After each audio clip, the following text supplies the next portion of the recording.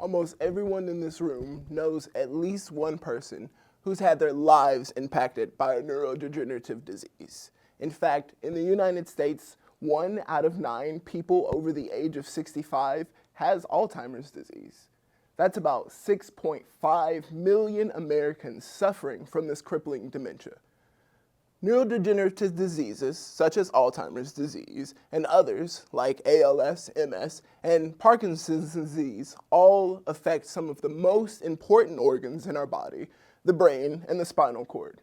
When neurons, or the cells of the brain and spinal cord, become damaged, they do not naturally repair themselves.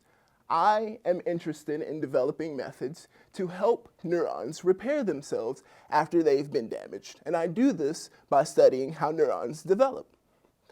Neurons in the brain and the spinal cord are surrounded by a multitude of different cell types. That means they have to navigate their way through to reach their final destination. They do this by extending these long cord-like structures called axons. These axons are associated with this special structure called a growth cone. This growth cone has proteins on it called receptors, and together these receptors and this growth cone act as a GPS system for the neuron, telling it to stop and turn and even go in response to different chemical cues it receives in the environment. Recently, a new receptor has been discovered called PRG, and this receptor has been found in the areas of our brain related to learning and memory. This receptor possibly plays a role in growing new neurons when we learn how to do new things. It even may act as the neuron's GPS receiver for the stop signal. It could also act on the neurons' attempt to repair themselves after they've been injured. To find out specifically what the role of this receptor is, I use a special tool called CRISPR.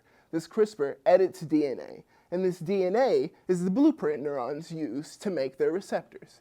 This CRISPR tool can even be calibrated to only edit the part of the DNA that makes the PRG receptor. Then I can take these neurons with their altered GPS system and expose them to different chemical cues to see how they grow.